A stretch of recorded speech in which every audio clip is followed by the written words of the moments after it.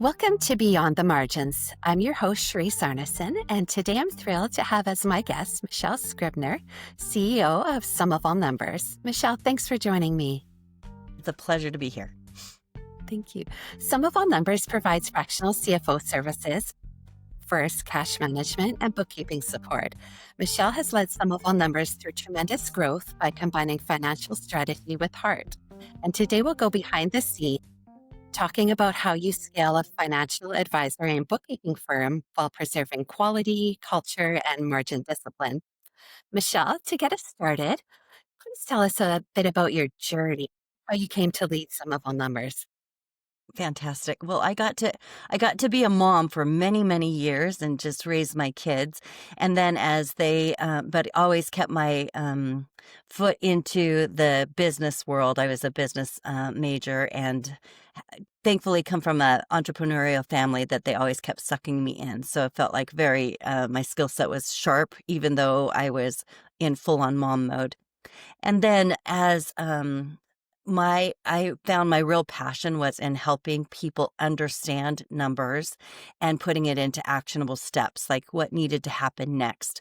So as I joined Sum of All Numbers, then I began in that advisory role and eventually stepped into the CEO position 5 years ago, and it has been an amazing journey. And with elevating Sum of All Numbers more into the advisory space, and we've been able to really grow. We saw AI coming back in 2017, and at that point said, if we don't share the knowledge that we have behind these numbers in the bookkeeping realm, then we are really doing a disservice. Then COVID hit. And we realized the people who had been working with us in that advisory roles, they were able to really navigate it so much better. So that was our validation that we were on the right track. Wonderful. So you've taken your team and you've significantly grown under your leadership. When you look back to when you joined in 2020, what's one moment or decision in hindsight you realize was the turning point? I'm going to say the turning point truly was COVID for me and real. So when we had engaged with our clients beyond just, here's your books, here's your financial statements, do you have any questions? Tell us what this uncategorized transaction is. When we had engaged with them before to say, hey, your operating expenses are a little bit too inflated for the size of your business. Hey, the trend of your business is going in this direction. Let's make some adjustments here, or let me help you in making adjustments. Or you've got a real opportunity, lean into it. So when COVID hit, we all thought it was only going to be 2 weeks. And then we only thought it was going to be 2 months. And at that point, those clients that had real clarity, like they not only had their financial statement, but they knew what to do and what to look for it. And they, in essence, had a game plan already set out so that they could focus on what do I need to do to get into to make it through this very unique situation that the whole world was in that none of us had experienced before. And they could then come back to us and say, okay, I've taken care of that. Now help me with this next thing. They were like already 3 steps into it. And so, that for us was a game changer. And I remember it was October 2020. I announced to the whole team that we will not take on any new clients unless they are having advisory services. And that was a big step. And it was a very scary step because it's like, well, what about, and really for my team, it was like, what do you mean we have to talk? And it was like, yeah, you guys have got to talk. And then I had to overcome the challenge of how do I get people who are naturally wired to have their head down and to just crunch numbers to put their head up and have a conversation. Mhm. And that could be a whole different ball game for people when they're not used to that. I'm going to say the team I had in 2020, not one of them is still here. It really wasn't something that they wanted. It wasn't something they signed up for. And when I say it was such a big change and shift, it required a completely new group of people that were like, I'm in on that. And though the old group was willing to follow me and trust in me, they were not naturally wired, and it was too stressful and uncomfortable, and they were needed other places, and they found other companies that where they could do just what they wanted to do. So it really was a win-win, even though it was painful at the time, but it was, hey, I'm not going backwards. And they had to decide, okay, I don't know if I'm in for the long haul on this. And that's okay. That is okay. For a lot of people to talk all day long, or even half the day long, or a quarter of the day long, takes a lot of energy. It sucks the energy out of them. It does not energize, so whether you call it introvert, extrovert, whatever it is, I just know that it's real. It's real. It is. Absolutely. In your role as CEO, how do you split your time between strategy, operations, the people, and client work? Yeah, I wish I could tell you that it's like 50% here and these days and such, but I'm very much a juggler. In fact, I tell everyone I would really like a jester hat one day. I think it would fit me very well. But so my I really enjoy being in the big picture world. So one of the things that we implemented was also in elevating the team so that my time, I had a full-blown leadership team, and we only were talking about the issues that were going to move us to the next thing, very goal-oriented. So then that allowed me at that point to say, all right, my leadership team is being bogged down by bookkeeping decisions. So then about 2 years later, 2023, then I decided to create, we'll call it middle management. In essence, I'm like, you are the experts in this. The leadership team does not need to be making decisions on that. That took it to the next level, allowing me to really lead in a CEO role rather than in the day-to-day operations of the business. And like I said, when the turnover took place with people, and turnover is a very, very difficult thing to go through, but I ended up with people that were more aligned with what I had in mind for the direction of the company. So now it is to the point where a very small portion of my day is spent in the actual the grind of in the business rather than working on the business. I feel very fortunate that way. And it didn't happen overnight, but it was a series of small steps. So you touched on this a bit. When growth accelerates, many business leaders find themselves stretched thin. What's been your biggest struggle in deciding what to delegate or let go of? I'm going to say that I had to overcome for myself that delegating wasn't dumping on someone. And part of that was a self-recognition of, all right, where's my personal weaknesses with passing something off? And there was a mindset for me, well, if I can do it myself, then I shouldn't give it to somebody else, until you realize there's a lot of things that you can do it yourself. So I actually had some executive coaching to help me work through that. And it's that little girl brain, I'll call it. It's that little thing that's just whispering there that you don't even realize is there. And for me, if someone could teach me what was going on or make me aware, then I'm like, okay, now I get it. I'm ready to do that. And the breakthrough for me was recognizing that other people could do things better than I could. And so those pieces were great to start passing off, like, oh my goodness, they're really good at that. And then we began to work really in tandem with one another. And I felt like we just catapulted ourselves into the fast lane of like, oh my goodness, we're getting a lot of stuff done here. Wonderful. Yes, you need to have that where you can trust people and know that, if they're on your team, they're there for a reason. And like you said, you hire the people that work, you know, with your same vision to get you to that place where you want to go. So Yeah, that alignment is huge, and it goes deeper than just face value. Like, it really goes in. I hesitate to say it goes down to, like, the value system, but there is something to be said about that, that when the values are there, one of our stated values is constant and never-ending improvement, and I embrace that huge. And with AI and everything, it's like, if you have that as one of your values, then you're like, "Oh, I'm gonna go see what this is and investigate it because it's part of the value system." Well, I had a couple employees that they're like, I don't want to learn anything new. I just want to do the same thing. And guess what? In bookkeeping, it is. It's like laundry. It's the same thing. It gets messed up and then you clean it up and you get, you know what I mean? That's just what it is. And it really fits well for that. But then I would say, like, hey, I would like you to manipulate this Excel spreadsheet. No, I'd rather not do that. I just want to keep in this.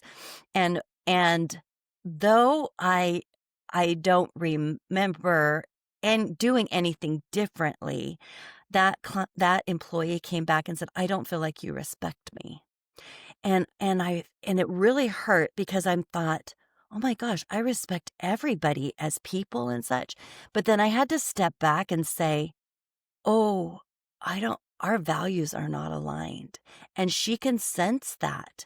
And so my disappointment or a disgust as a boss to an employee of, "What do you mean you don't want to learn how to do that?" Then I could identify, "Oh my goodness, we've got a value clash." And it's not just a Michelle value, it's a sum of all numbers value that preceded me stepping in as CEO. And at that point, then I can say, you are right. And I want to respect you as a person so that if we're on the street together, I could give you a hug.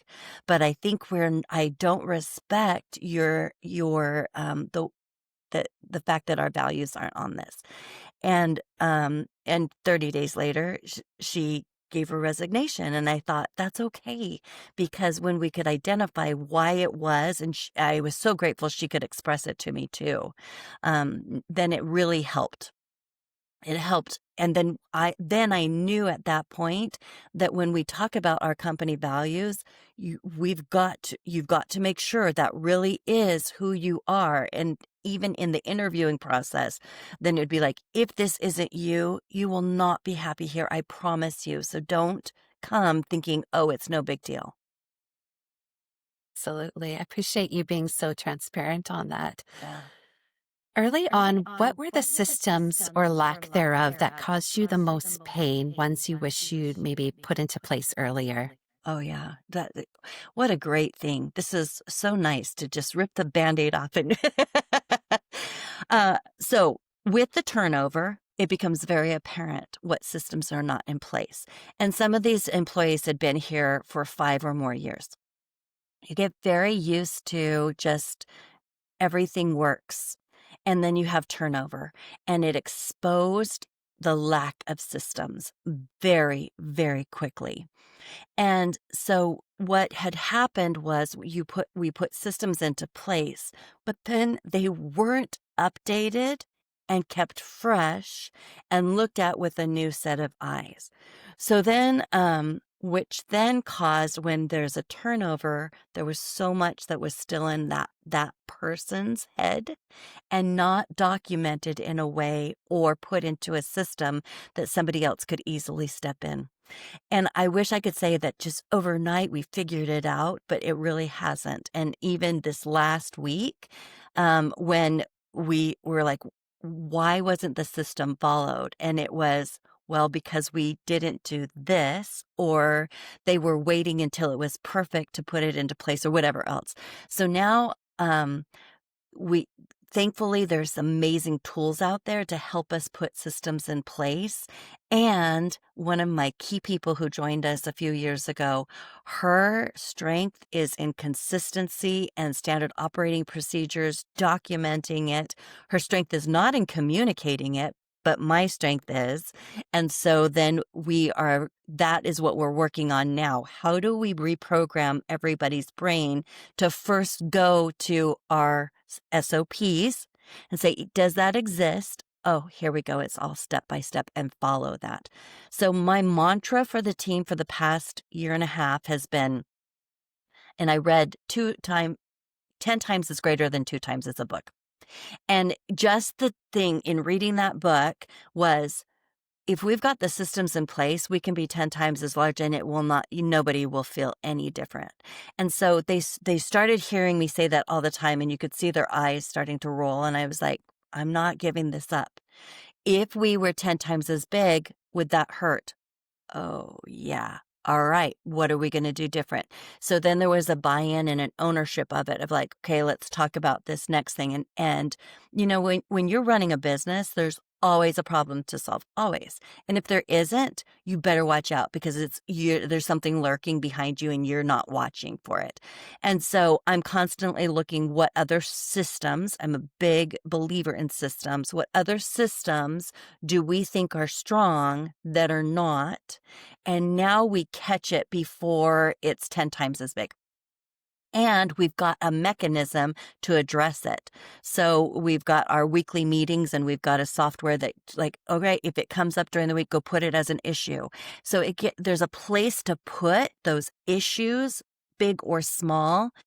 And it's just sitting there waiting, like an agenda of things. And when we go into this meeting, then we choose the top 3 issues. We see how far we can get through. We keep it to an hour. And then, but the issue still remains there if we didn't address it yet.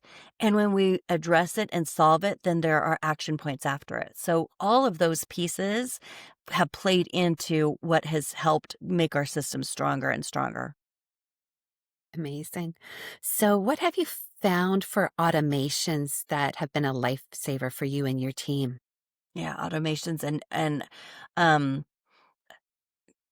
there I am shocked at how easy automations are nowadays.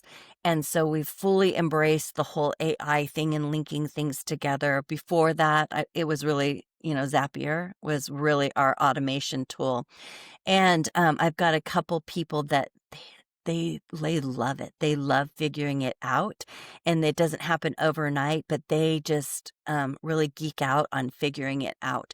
So all the way from when somebody signs a proposal, to a welcome video immediately in their inbox, to the link to their setting up their first onboarding appointment, to the follow-up emails, all of those things have now been automated.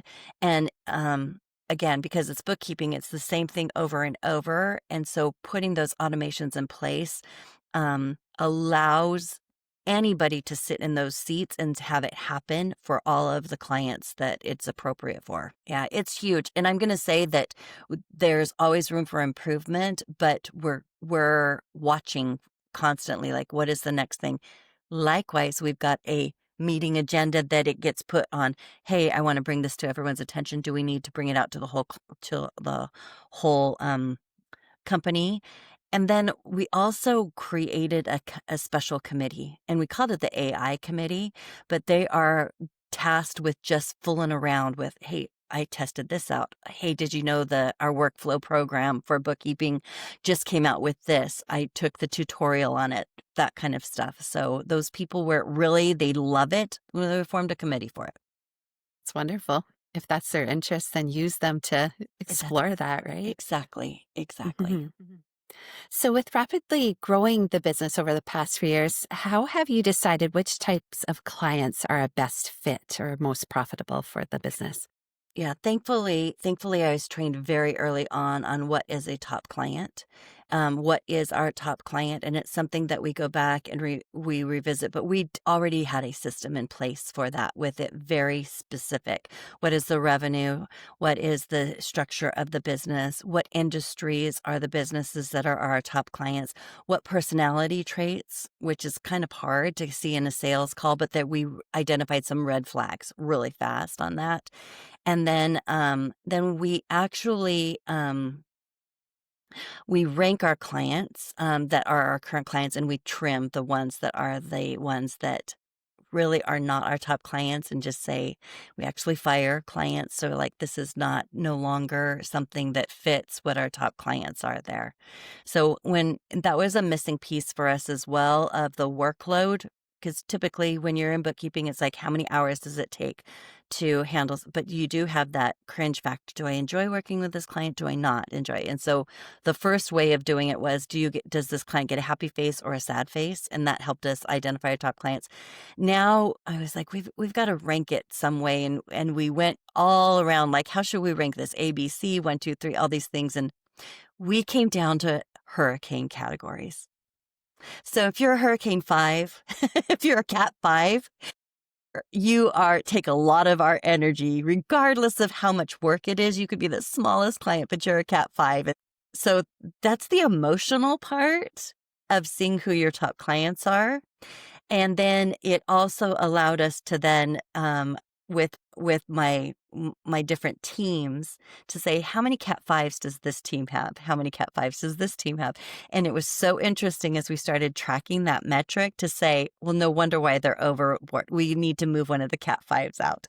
And not that it was a bad client, but it was a really nice emotion, a way to assign some emotional piece of it, but it also allowed us in the sales calls, because then we could communicate to the sales person, if you see these things, it's going to put us in the cat 5, which is not bad. It just know that that's what it is, because you can have a top client who still is a cat 5s. And I understand you also have a complementary business, Sums Plus Solutions. Can you talk about what led you to start this business and Yeah. kind of the journey that took you there? Absolutely. So for years and years and years, we were like, we are not going to outsource to a foreign country. That was just really taboo. And then after COVID, we had this mass resignation, and it was documented that 300,000 American accounting professionals left the business. And we realized very quickly that the people that we were trying to hire, or even that we hired, that went through the vetting process, the whole thing, we were not getting the talent that we needed. I had 3 new hires that lasted less than 2 weeks because they just didn't show up, or there were excuses or whatever. And these are headhunters had found them for us. So it wasn't like we were not putting the effort into these things, personality assessments, all these anyway. And so then the next thing that happened was in California, they raised the minimum wage. And so what we had brought in as what we'd call an accounting clerk that just does the same thing over and over, posting bank feeds, very basic clerical work with an accounting piece. Well, they outpriced us. Like the minimum wage, working in fast food, they could make more money. And bookkeeping's one of those things that the American entrepreneur, it does not want to pay a lot of money for. When we had the mass exodus of accounting professionals leaving during the COVID time, and then the increase in the minimum wage in California, both of those two things really impacted our ability to find good people and to keep our prices low for our clients, because the tolerance for raising prices was really tough. And at that point, I thought, all right, I'm going to dabble in this. I'm going to see. And so I hired an outsourcing company in India, gave them spoon-fed them a portion of one of the accounts I was very intimately aware of. And I was like, whoa, they did that well. Whoa, they did that well. So gave a little bit more, a little bit more, a little bit more. And then the ground started falling out from underneath us of like, how come you could do something so well for 2 months and now you're not doing it well? And there was no answer back. And came to find out that in the typical India outsourcing model, they give you one of their top talents who learns how to do it. And then without telling you, they give it to somebody else to do who's underneath them. So you think that you've hired this person that you've interviewed, that you've trained to do things your way, and all of a sudden it's been passed down. And most of us know that when you pass something to the next person, something gets lost. And now it's kind of funny to say lost in translation, because you literally have a different country and they do speak English. So at that point, we had one of the workers there had left them, and she was amazing, and I said, we need to find her. I can't lose her. She's so good. And so she approached me and scared to death. She goes, Michelle, you need to know what's going on. And I felt like a fool. I really did feel like a fool because she's like, even when you interviewed this person and had them take it, somebody else took the assessment. And when everyone's on the company meetings and their cameras off, it's because somebody else is sitting behind that desk. And I was just like, oh my gosh, you're kidding me. But then she said this, your company is who everyone wanted to work for because you embrace them as people. Do you know that a lot of people that outsource in India, they never get treated as a person or spoken by their first name or allowed to learn new things, and it shocked me. I just was operating in this bubble that people treat each other with decency and regardless of race, background, all of those things. And so she said, I have a proposal for you. Let me be the manager here in India, and we will hire and I will vet and I will be the person who has that happen. And let's go give the opportunity to so many other people in India who want to be treated like like real people and given the chance to grow and thrive. And I said, okay, let's see how this goes. So it took 2 years. It took from the time we started to the time of like, okay, that didn't work. Okay, what did we learn? Okay, that didn't work. Okay, what did we learn? Okay. And all of a sudden it was like, oh my goodness, we have this amazing team. They work our hours. One of the things that we didn't work was the accent's too thick. And I'm like, we don't discriminate in America on accent, but in this case, I'm like, this is not going to work if we can't have. And so, her pool of people to grab from, she'd be like, she didn't have to say you're not going to work, but it was like, okay, I need to look for these traits. So at that point, I honestly, Cherise, for the first time in a very long time, I had employees because, they're not on a W-2, they're in a different kind. I had employees that were hungry to learn. And I would do a training session on advisory services, and they were like this, and they were taking notes. And I sat back, I'm like, what is going on? Like the eagerness to progress and to thrive. And I was like, this is amazing. And my manager in India, she's like, there's more. Are we ready to let other people, are we ready to do this for other people? And they said, yes, but we have to have it very structured we are not just an outsourcing company in India. This is the process we follow, and we put a lot of time and energy in the upfront part of what is important to you. And as as un-American as it sounds to say, I really want someone, but I can't have somebody with a name I can't pronounce. Because I mean, that's a real thing, right? Even in America, it's a thing. And so it was like, okay, then let's go through this. And if somebody's name was just real complicated, it was like, again, that's not American. We typically don't do that. But for this to work, it needed to be that of like, okay, this has to be as close a fit to make all of the hurdles of bringing in someone from India. And honestly, Sharice, there's a lot of hurdles there. And Americans are not super tolerant right now. And we've all experienced calling our credit card and having someone you can't understand on the other side. And though we're not prejudiced our tolerance for things that are hard is a little bit less. So we know that. And when we're in a service industry, that has to be part of the equation. So now and I'm going to say, like in every business, there are things we can improve upon, and we just keep on tightening it and keep on working it. And the win has been a two-way street, whereas you feel like you have a team member, and we've always been virtual, so that makes it easy. But there are some companies where I'm like, I've told companies, they're like, I want a placement. And I was like, I'm not going to place with you. This isn't going to work. You don't have enough structure. I already know the shortcomings here. And unless you have this, I'm setting you up for failure.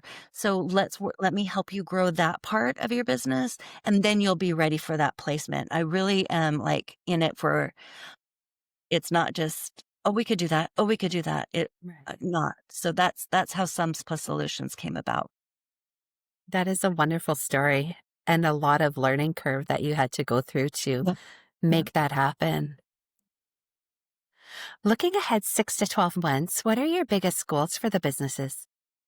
So I feel like there is a lot of, if you look at entrepreneurial businesses who work with, you've gone through COVID, followed by mass resignation, followed by supply chain crisis, followed by inflation, followed by crazy politics, whiplash, and everything. And so I look at this and say, we understand how alone it feels to be operating an entrepreneurial business because that's who we do bookkeeping for. So I look at the 6 to 12 months and say, if you're looking for a trusted advisor who really knows numbers, who you don't have, sometimes you don't want to talk to your spouse and you can't talk to your employees and you don't have a leadership team, but you need someone, a sounding ground, like to just dump everything on and then have somebody process it, work out it, hold you accountable, whatever else. I look at that and say, I just think there's a real need for that because if you, all those people who go start their own businesses, they have dreams of how they want to change the world, but they also have dreams of how they want their life to be. And oftentimes those don't come together very quickly. And that's where I think we can be that piece that helps it happen faster or brings clarity to it. And honestly, it's like everything that we do goes back to numbers. So it's like, okay, your numbers tell a story. We can look at this and say, I can tell that you're very afraid about debt. How did you know that? Well, your balance sheet has no debt on it. You know what I mean? Like it just tells a story, and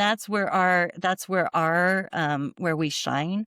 So I look at that and say, okay, 6 to 12 months, we've got to find those people that are searching for that need it or want it or realize that's missing. And I'm ready Mhm. to, have someone come in and help me that way. Wonderful. So, if you could solve one internal bottleneck today and you had unlimited budget to do so, what would it be and why? Yeah, I'm going to say, our bottleneck right now is, it's funny because somebody asked me on Wednesday, what's one thing if you could just change today? And I was like, one thing, if you change today, your business would be different. And I thought, what? It's not a loaded question, but if you really are running a business, there's always one thing and you solve it and then the next thing. So what's most on my mind right now is, not a marketing guru, and I'm dealing with people who know numbers, so they're not marketing gurus either. And so there's three of us that we've each taken a piece of the marketing to have it work and to learn the automations and such. So I look at this and say, if I had a magic wand and I had unlimited resources, I would bring in someone that is a marketing professional that just would take full ownership from beginning to end, not just the vision part of it, but the execution all the way. Because we've had people come in that had wonderful vision, and then what they end up doing is saying, okay, Michelle, I need 26 content related emails back to me in 3 days. Cherise, I I I'm not, I work in numbers. I don't like Mhm. words. You know what I mean? And yes, there's tools and stuff, but I'm like, why don't you interview me, extract what it is, get out of me, and you go put it into that. So I think if I could, and like I said, if I had a magic wand, that's what I would do because I'm looking for a team member and, to really embrace that from start to finish. So Mhm. That is always a challenge, especially when your focus is on the managing of the business, right? And yeah. everything else. So, absolutely. Um, which parts of your business do you think are most ripe for automation or AI intervention? Um, because we're dealing in numbers, the AI and the automation piece is huge. So right now, there's all these, I'm going to say, beta programs. I mean, they're being presented as, hey, this works. And they're still new. But when you, as a business, if you run a podcast, you're going to have expenses for audio, for electronics, for those type of things. So when you go into, let's say, Amazon, to be able to say, okay, this is a video equipment for the podcast business. This is a computer thing for my team. And to recognize the actual transactions that take place. And there's so much data that is available through receipts, through bank transfer not bank transfer, but just that piece I feel like AI could go really, really recognize that if you could put into an AI prompt, this is the type of business, this is what you need to look for. Here's a great example. You go to 7-Eleven, you're a business owner, you go to 7-Eleven. The charge is $70 even. What's it for, Cherise? What would be the charge? Gas. Gas. Okay. All right. So you see a charge come in at $70 at 7-Eleven, the vendor. You see a charge, 7-Eleven, $4.58. Snacks, right? Yeah. Exactly. That's exactly right. Yeah. There's your AI piece. The vendor, so right now it's at that place. Oh, I recognize 7-Eleven. Oh, you've already all coded that to gasoline. I'm going to put gas there, but it's not. Now, is that a big deal in the world of business between a snack for $4.58 versus gas? Maybe, maybe not. But what about this? If you have a whole fleet of people and they're out there servicing air conditioning and stuff, and you're like, your gas is paid for. And all of a sudden you see hundreds of $4.58 at 7-Eleven. And now it's $4,000 a year of gas. Now you have a problem. Now you have an internal systems problem of people taking advantage. So yes, but that takes a human eye to decipher that. And that's where I think the automations in AI, I think that's where it's going, to say this is not quite right, or whatever we feed it. And 7-Eleven's a great example, but every gas station could be that example, right? Because most of them have snack stores with them, convenience stores with them. So I look at that and say that now, if you could eliminate that, what does it do? It eliminates the person on the front end who has to think, who has to ask the question, who has to investigate. The next thing it does is it eliminates the next person up the chain that says, did the person who did that, did they do it right? The next person up the chain is the employer who says, what the heck is going on here? I didn't authorize this. So you've got multiple layers of 5 minutes for each person that could be eliminated through AI, and you just elevated the whole system. And that's just the beginning in our industry. All right. Which areas would you be fiercely committed to keep human then? I think the advisory piece is extremely important. And I'm going to say, for most people in our space, when you're dealing with numbers, then behaviors are something like, I don't want to deal with that. That's for another whole industry. But where we've really shined is all entrepreneurs are not the same. And so when you see the story behind it, it's like you've got to have something that interprets the story behind that. Why are they overstaffed? My goodness, the person who has to fire doesn't have a backbone. And so they put it off. And they're willing to not take their own pay in order to keep somebody else on. So the human element for us is the story behind that, and what personality or what behavior is lending towards the success or the failure of that. And then identifying that. And I don't know how AI can figure that out, because a lot of it is asking questions, challenging it on it, and really for us, the success of companies is recognizing the behavior of the person making the decisions. So I had 3 entrepreneurs say, well, what would you tell me? And I'm like, well, what I'd tell you is different than what I tell you than what I tell you. The principle is the same, but the application is going to be different based upon your behavior. And they're like, oh, okay. So Right. All right. In closing, for other leaders who are scaling their own firms, what's the single leadership or strategic shift you'd urge them to make early to avoid the common scaling traps you've encountered? So I'm going to say be very aware of the group that you've got with you and see if you is a way to elevate that group that you've got, and then to not try to do it yourself, but to say, this is my vision here. And then to put the challenges out there and saying, okay, where's our weak point? And then what do we need to bring in order to push us to the next one? Because it's really hard. People don't like change. Except for those of us at the top, we love change, and you give whiplash to your team underneath you. So as you're experiencing growth, I think it's really important to look at that to make sure that who you're surrounded with is on the same journey that you're on.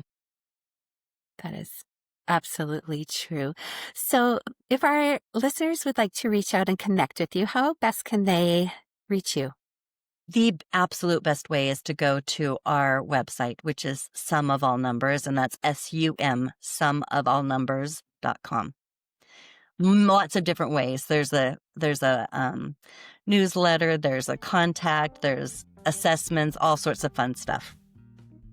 Wonderful. Well, Michelle, thank you so much for joining us today. And I appreciate you sharing your story and being transparent and explaining some of those successes and challenges that you've encountered along your journey. I know listeners will gain a lot from hearing your insights today. And we appreciate you coming on. Absolutely. So if you've enjoyed this insightful conversation with Michelle, please remember to subscribe to Beyond the Margins and share this episode with somebody who could benefit from these strategies.